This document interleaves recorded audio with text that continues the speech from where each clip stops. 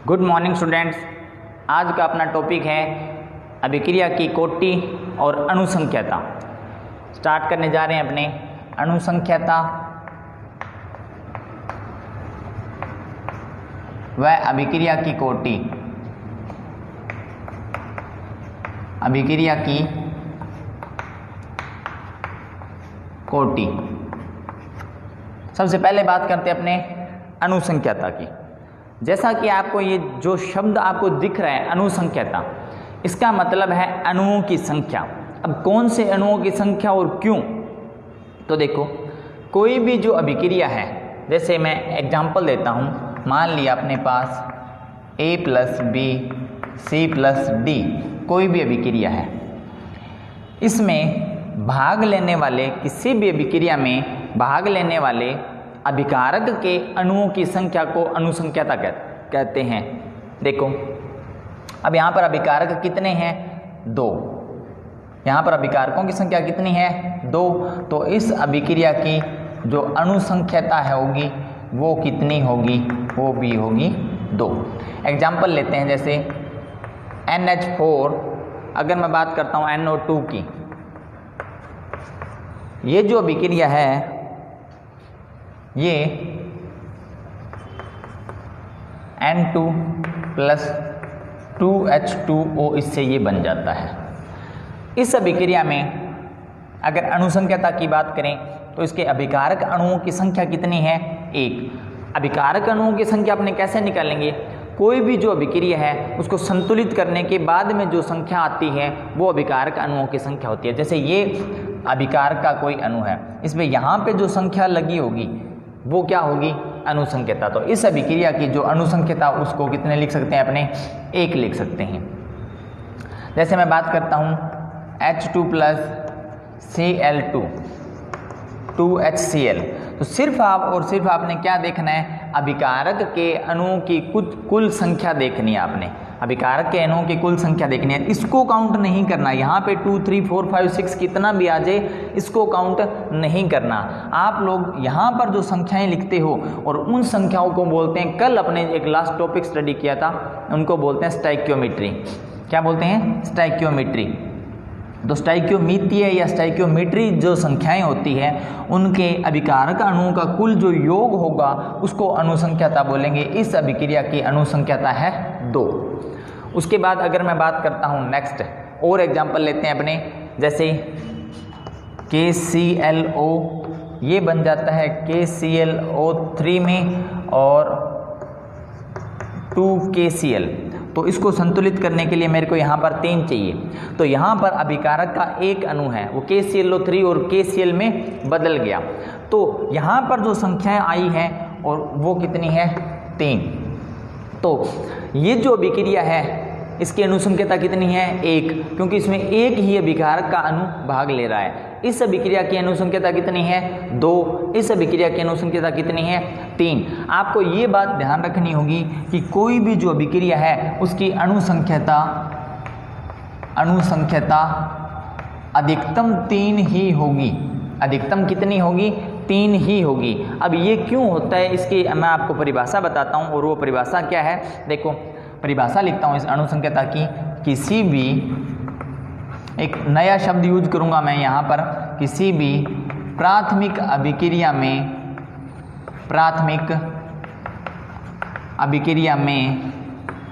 भाग लेने वाले अभिकारक के अणुओं की, अभिकारक के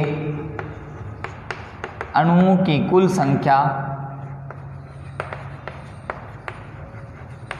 संख्या क्या कहलाती है? अनुसंख्यता कहलाती है।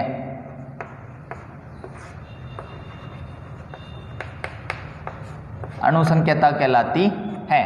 तो देखो, कोई भी जो अभिक्रिया है उसमें भाग लेने वाले अभिकारक के अणुओं की कुल संख्या को क्या बोलते हैं? अनुसंख्यता बोलते हैं। यहाँ पर एक शब्द आया है नया, प्राथमिक अभिक्रिया। क्या शब्द मिला है आपको? प्राथमिक अभिक्रिया। प्राथमिक अभिक्रिया कौन सी होती है? देखो, ऐसी अभिक्रिया जैसे यहाँ पर मैंने लिखा H2, प्राथमिक अभिक्रिया के लिए बात करते हैं अपने। प्राथमिक अभिक्रिया। इसकी सबसे खास बात ये है कि ये जो अभिक्रिया वो एक ही पद में पूर्ण होती है। क्या होता है? एक ही पद में पूर्ण होने वाली जो अभिक्रियाएं हैं उनको क्या बोलेंगे? प्राथमिक अभिक्रियाएं। और प्राथमिक अभिक्रिया जैसे मैंने एग्जाम्पल लिया H2 + Cl2 2HCl, ये एक प्रकार की प्राथमिक अभिक्रिया है। ये एक ही पद में पूर्ण हो जाती है। तो एक ही पद में पूर्ण होने वाली अभिक्रियाओं को क्या बोला जाता है? प्राथमिक अभिक्रिया बोला जाता है। और मैंने आपको यहाँ पर ये बात बताई थी कि किसी भी अभिक्रिया की अधिकतम अणुसंख्यता 3 हो सकती है, 3 से ज़्यादा अणुसंख्यता नहीं हो सकती। क्यों नहीं हो सकती? क्योंकि अणुसंख्यता क्या होती है?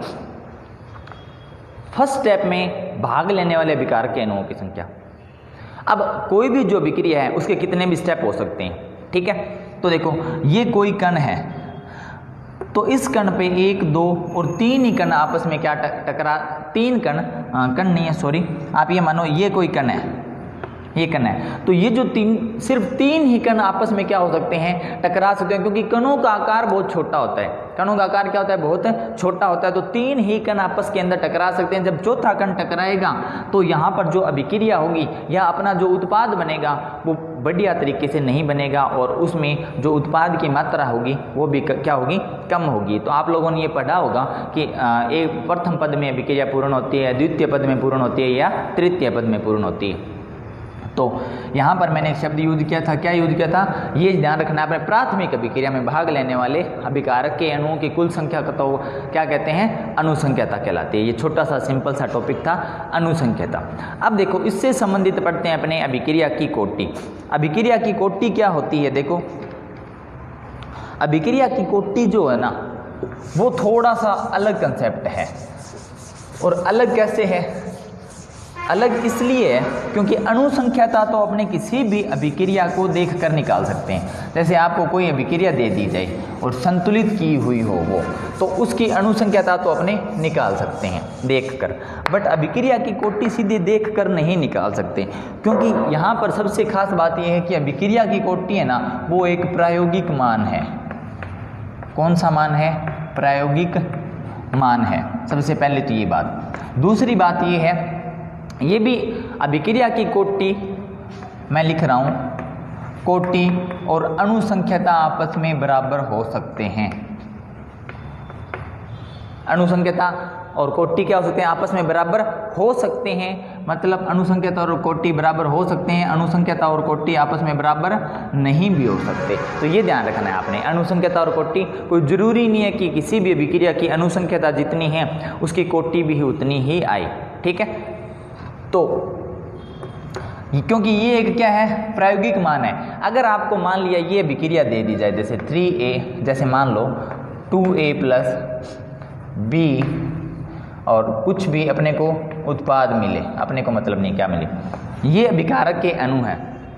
अभिकारक के क्या है? अणु। तो इनकी कुल संख्या कितनी है? 2 और 1। तो इसकी अणुसंख्यता तो यहाँ पर अपने को मिल सकती है 3। अणुसंख्यता कितनी है इसकी?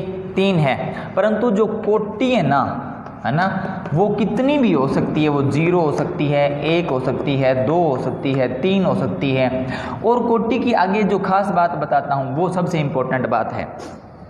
यहाँ पर अगर अपने अणुसंख्यता और कोटि की दोनों की तुलना करते जाएंगे साथ साथ, और अणुसंख्यता और कोटि में जो अंतर है वो आपको बोर्ड, पिछले सालों के अगर बोर्ड के एग्जाम पेपर देखोगे आप, तो उसमें आपको बहुत ज़्यादा बार मिलेगा। तो देखो क्या है कि अणुसंख्यता है ना, वो 0 नहीं हो सकती। किसी भी अभिक्रिया की अणुसंख्यता 0 नहीं हो सकती। 0 होने का मतलब है कि अभिकारक है ही नहीं। तो जब अभिकारक है ही नहीं तो उत्पाद कैसे बनेगा, ठीक है?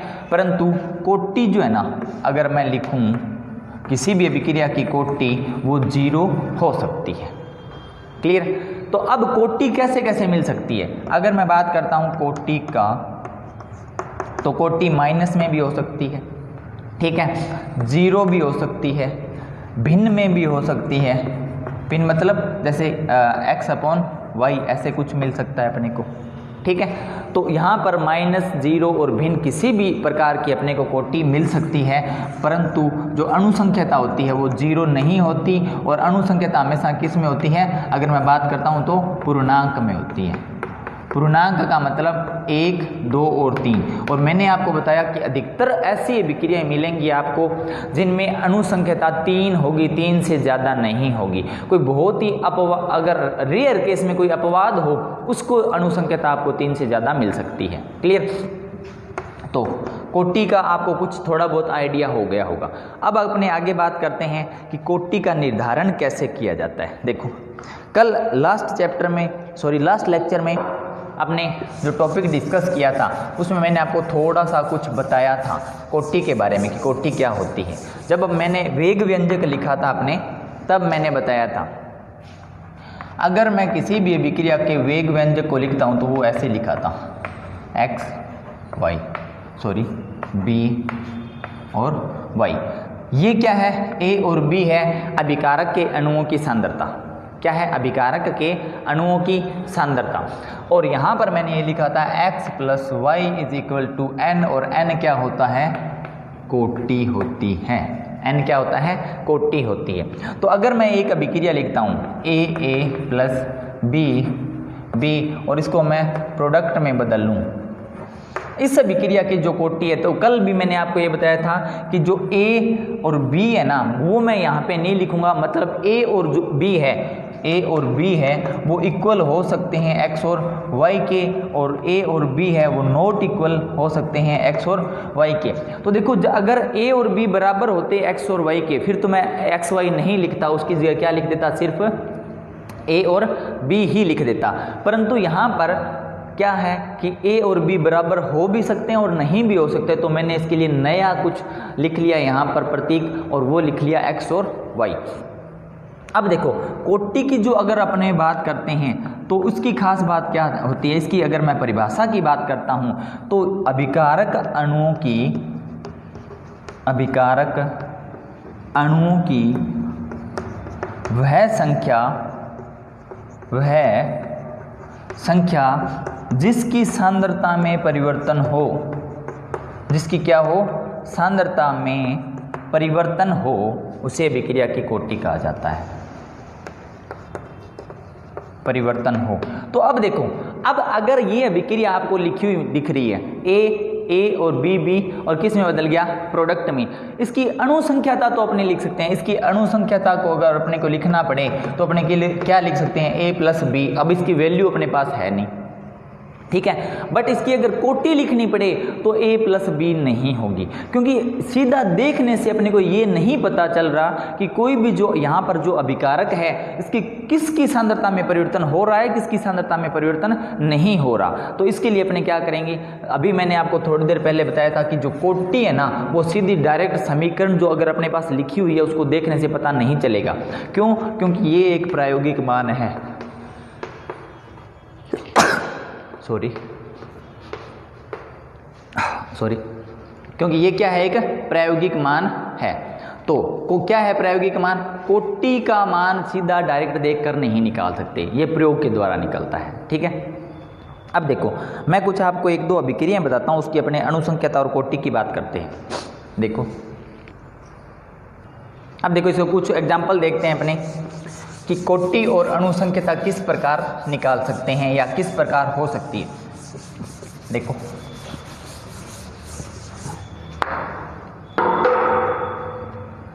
एग्जाम्पल, एक अभिक्रिया लेता हूं मैं H2 + Cl2।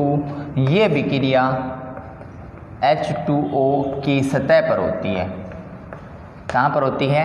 H2O की सतह पर। और Hν मतलब Hν क्या होता है? प्रकाश की ऊर्जा, और सनलाइट की प्रेजेंस में होती है। यहाँ पर 2HCl बन जाता है। अगर मैं इसकी अणुसंख्यता लिखूं,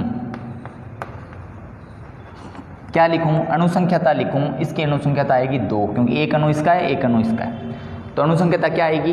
2 मिलेगी अपने को। और अगर मैं यहाँ पर आपको कोटि बताता हूँ तो इसकी कोटि कैसे निकालेंगे अपने? मैंने आपको बताया इसकी कोटि, किसी भी अभिक्रिया की कोटि को सीधा देखकर नहीं निकाल सकते, तो इसकी कोटि है यहाँ पर 0। तो देखो अणुसंख्यता और कोटि आपस में बराबर नहीं हुई। एक एग्जाम्पल और बताता हूँ मैं आपको, ये आपने आपके जो भी एग्जाम्पल आपकी बुक में दिए हैं उनको आपने वैसा याद करना है। वैसे मैं आपको थोड़ी देर बाद बताऊंगी कि कोटि को अपने कैसे निकाल सकते हैं या इसके क्वेश्चन कैसे आएंगे। देखो एस्टर का जल अपघटन, एस्टर का जल अपघटन एक अभिक्रिया है। जल अपघटन क्या है? CH3COOC2H5 plus H2O। यहाँ पर CH3COOH प्लस में C2H5OH मिलता है। सिंपल सी अभिक्रिया एक ऑर्गेनिक की। अब आपको ऑर्गेनिक तो आती नहीं, क्यों नहीं आती? क्यों आपने पढ़नी नहीं है, बड़ी मुश्किल लगती है ऑर्गेनिक आपको तो, है ना। तो मतलब 56 में से 16 नंबर के अपने ऑर्गेनिक हैं तो उसको अपने छोड़ देंगे फिर, और तो क्या करेंगे, है ना, पढ़ना तो है नहीं आप लोगों ने। तो देखो ये है एस्टर, इसका जल अपघटन कराएंगे, जल के साथ अभिक्रिया कराएंगे। तो ये अभिक्रिया कैसे होती है पहले मैं ये बता देता हूँ। यहाँ पर मैं H2O को ऐसे लिख सकता हूँ, H और OH, यहाँ से ये अलग हो गया और बाकी क्या बचा? CH3COOH और ये क्या बन गया? C2H5OH। ये तो होगी यहाँ पर अभिक्रिया। अब देखो इसकी अगर मैं कोटि की बात करता हूँ, इसकी कोटि इसकी अणु संख्याता लिखते हैं पहले। क्या लिखते हैं? अणु संख्याता। अणु संख्याता कैसे लिखेंगे? अणु संख्याता एक अणु इसका मतलब इसकी अणु संख्याता है 2। बट इसकी मैं कोटि की बात करता हूं तो इसकी कोटि है 1। अब ये 1 कैसे आई? 1 आती है कोटि, इसका वेग व्यंजक जो है ना K, CH3COOC2H5, इसकी संख्या पर निर्भर करती है। क्योंकि मैंने आपको थोड़ी देर पहले कोटि की परिभाषा बताई थी कि अभिकारक अणुओं में से कौन सी संख्या होगी कि वे अभिकारक अणु जिनकी सांद्रता में क्या हो? परिवर्तन हो। तो यहाँ पर सिर्फ और सिर्फ इसकी सांद्रता में परिवर्तन होता है। क्यों होता है? क्योंकि H2O आधिक्य में लिया जाता है। क्या लिया जाता है? H2O आधिक्य में लिया जाता है। और ये जो अभिक्रिया मैंने लिखी है इसका एक नाम और होता है, इसको बोलते हैं छद्म एकाणुक अभिक्रिया। एकाणुक अभिक्रिया मतलब सूडो ऑर्डर रिएक्शन बोला जाता है, छद्म एकाणुक अभिक्रिया। अब ये है क्या? थोड़ा सा एक्सप्लेन करता हूं मैं। यहां पर जल की मात्रा होती है बहुत ज़्यादा। कितनी होती है? बहुत ज़्यादा। मान लिया मैंने जल लिया 10 लीटर। कितना लिया? जल लिया मैंने 10 लीटर और इसके अंदर मैंने 10 ग्राम क्या एस्टर डाला। क्या डाला? एस्टर डाला।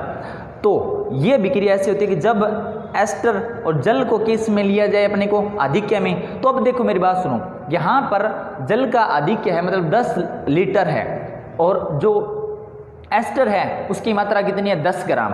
तो यहाँ पर ये जो 10 ग्राम है ना, ये थोड़े से अणुओं के साथ अभिक्रिया करके और किस में बदल जाएगा? उत्पाद में बदल जाएगा। तो आप मुझे यह बताओ कि ये जो 10 लीटर जल था उसकी मात्रा में कमी हुई क्या? उसकी सांद्रता कम हुई क्या? नहीं हुई।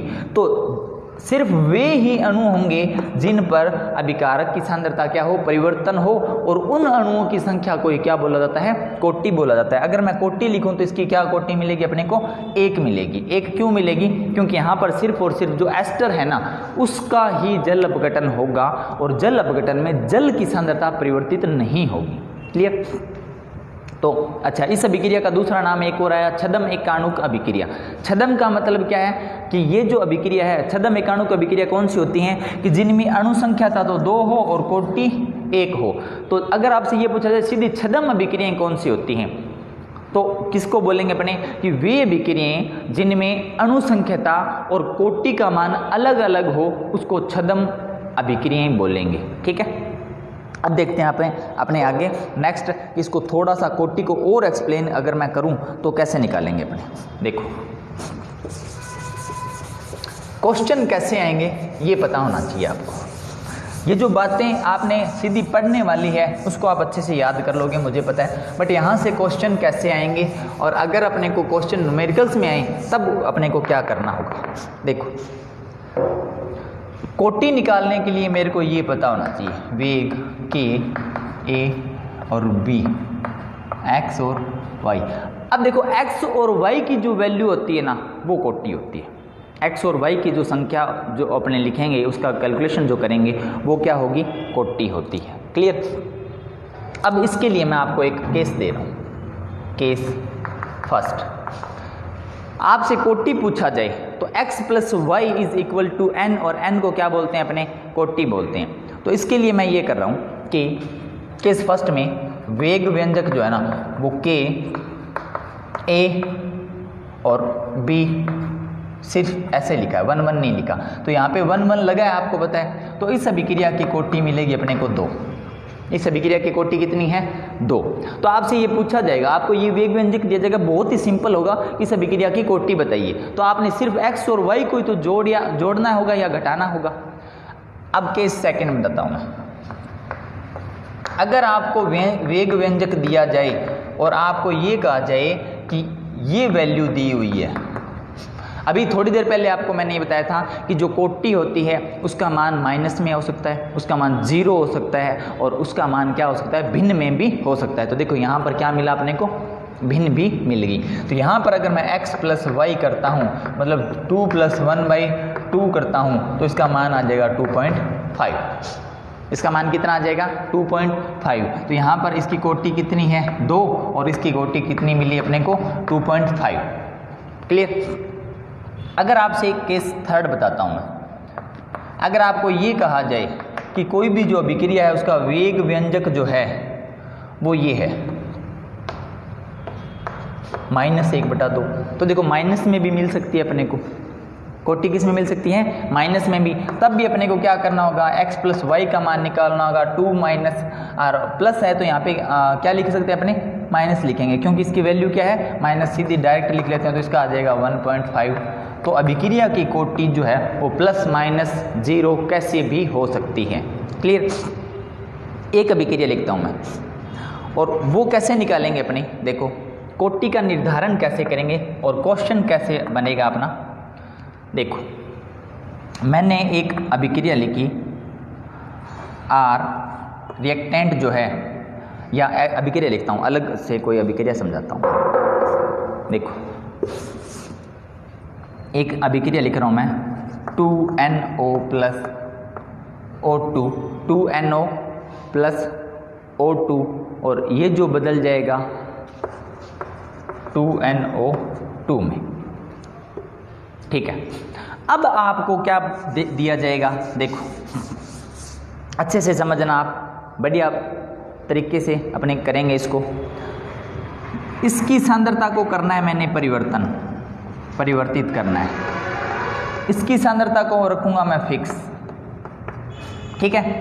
अब अपने देखेंगे कि वेग में परिवर्तन क्या होगा, उस हिसाब से फिर आपको कोटि पूछी जाएगी, और कोटि आपको पता होनी चाहिए। कैसे निकालेंगे, देखो आपको ये कहा जाए इसकी सांद्रता को कर दिया 2 गुना, क्या कर दिया, 2 गुना। तो यहाँ पर जो वेग है ना, वो भी क्या हो गया, 2 गुना हो गया।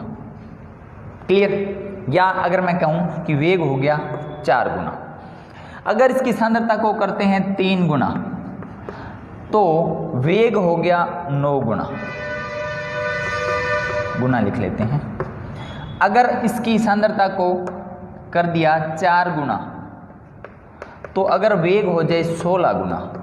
अब आपको ऐसे पूछा जाएगा कि इस अभिक्रिया में, ऐसे क्वेश्चन मिलेगा आपको कि इस अभिक्रिया में NO के हिसाब से, क्योंकि ये तो फिक्स है, इसकी सांद्रता को परिवर्तित किया नहीं, और जिसकी सांद्रता परिवर्तन नहीं होती उसके हिसाब से तो कोटि होती नहीं। जिसकी सांद्रता परिवर्तन होती है उसके हिसाब से अपने कोटि का कैलकुलेशन करते हैं। तो देखो अब आपको ये पूछा जाएगा कि जब अभिक्रिया की सांद्रता NO की सांद्रता 2 गुना की तो वेग हो गया 4 गुना। जब NO की सांद्रता कितने की, 3 गुना की, वेग हो गया 9 गुना।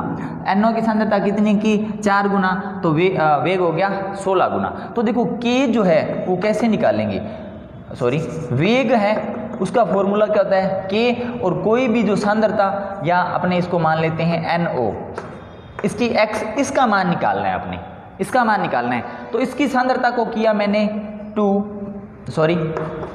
K तो मान फिक्स है, और इसकी सांद्रता पहले NO थी, इसकी सांद्रता को कर दिया मैंने 2NO।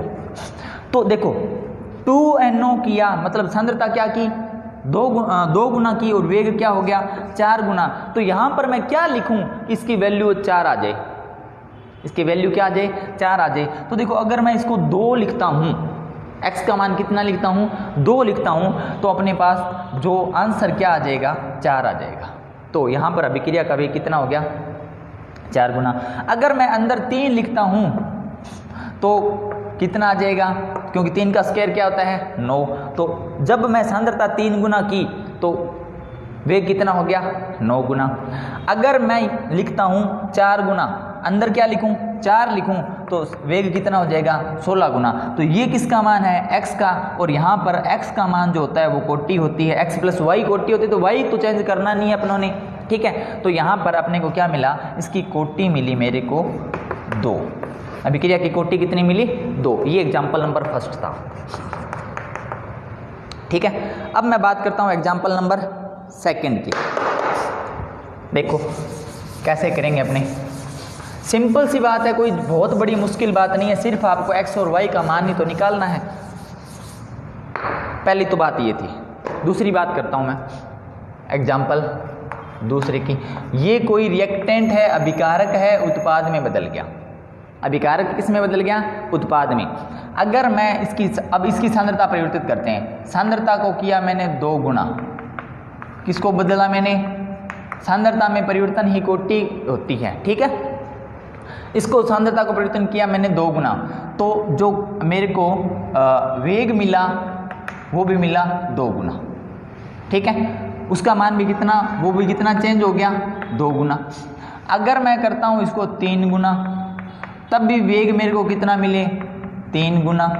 अगर मैं इसको करता हूँ 5 गुना, तब भी वेग मेरे को कितना मिले 5 गुना। आपको ये क्वेश्चन दिया होगा और क्वेश्चन क्या पूछेगा, इस अभिक्रिया की कोटि बताइए। तो कोटि कैसे बताएंगे, देखो कोटि बताते हैं वेग बराबर k, और यहाँ पर r और इसके x का मान बताएंगे। क्या बताएंगे, इसके x का मान बताएंगे। तो देखो k तो फिक्स है, k से अपने को कोई यहाँ पर मतलब नहीं है। मैंने किया 2r, सांद्रता कर दी 2r, तो इसका आंसर 2 ही आना चाहिए। इसका आंसर क्या आना चाहिए 2 ही आना चाहिए। तो मैं यहाँ पर 1 लगा दूं, क्या घात कितनी लगा दें अपने 1, तो जब घात 1 लगाएंगे तो आंसर 2 ही आएगा। अब यहाँ पे अगर मैं 3r करता हूँ के, यहाँ पे 1 लगा होगा तो इसकी जो आंसर आएगा वो कितना गुना होगा 3 गुना। अगर मैं यहाँ पे 5r करता हूँ और 1 लगा होगा तो इसका आंसर कितना आएगा 5 गुना। तो मेरे को यहाँ पर इस अभिक्रिया के लिए कोटि मिली 1, कोटि क्या मिली 1 मिली। क्लियर। एक एग्जाम्पल और करते हैं अपने, देखो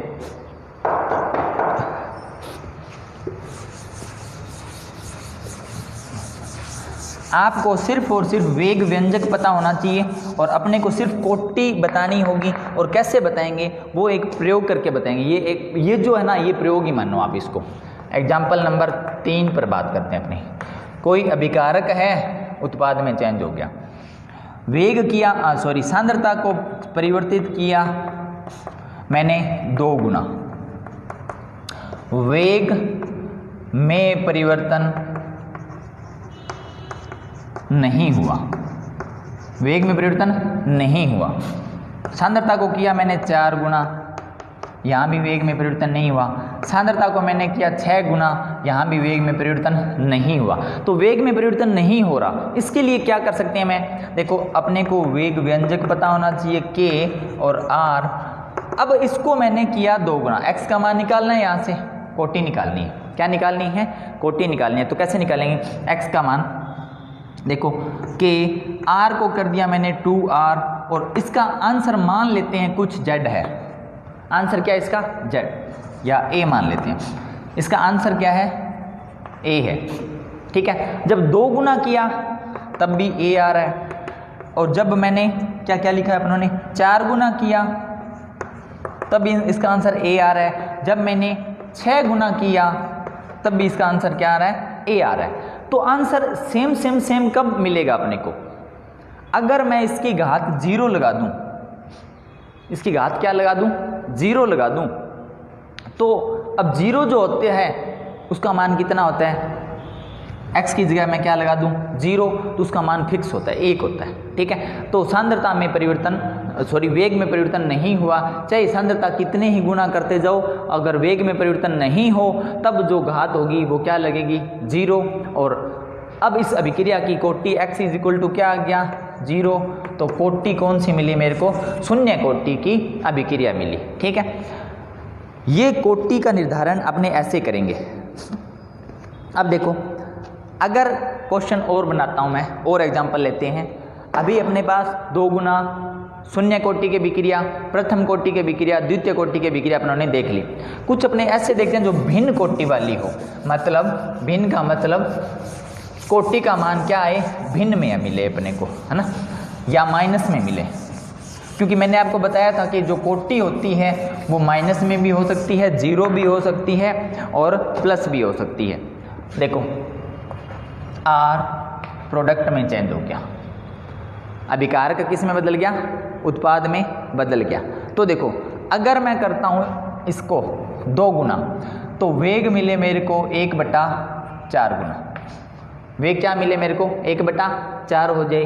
अगर मैं सांद्रता को करता हूँ 3 गुना, तो वेग मिले मेरे को 1/9 गुना। अगर मैं सांद्रता को करता हूँ 4 गुना, वेग मिले मेरे को 1/16 गुना। तब मैं कैसे निकालूंगा, k इज इक्वल टू ये वेग व्यंजक लिखेंगे अपने, वेग बराबर k और r। और अब आपने देखना है कि कितने गुना कैसे हो रहा है, x का मान निकालना है अपनों ने। k मैंने किया इसको 2 गुना, क्या किया मैंने, 2 गुना किया और 2r किया और आंसर मिला मेरे को 1/4। अब देखो 2r और 1/4 कब मिलेगा, मैं ये कर दूं अगर -2, अभिक्रिया की कोटि कितनी कर दूं अगर मैं -2, x का मान कितना लिख लूं, -2 लिख लूं। -2 लिखने का मतलब है कि ये वैल्यू जो 1/, में आ जाएगी, 1/, में आएगी तो इसका मान कितना आ जाएगा, 4। और अगर k का मान 3r करता हूं और इसकी पावर -2 है तो इसका आंसर कितना आएगा, 9। तो कोटि मेरे को यहाँ पर क्या मिली, कोटि मिली -2, मतलब ऋणात्मक में भी मिली। क्लियर। अब देखो, अब एक बढ़िया सा क्वेश्चन बताता हूँ मैं आपको, वो देखना है आपने क्या होगा। एग्जाम्पल नंबर नेक्स्ट जो भी है, अभिकारक जो है वो उत्पाद में बदल गए, अभिकारक किस में बदल गए, उत्पाद में बदल गए।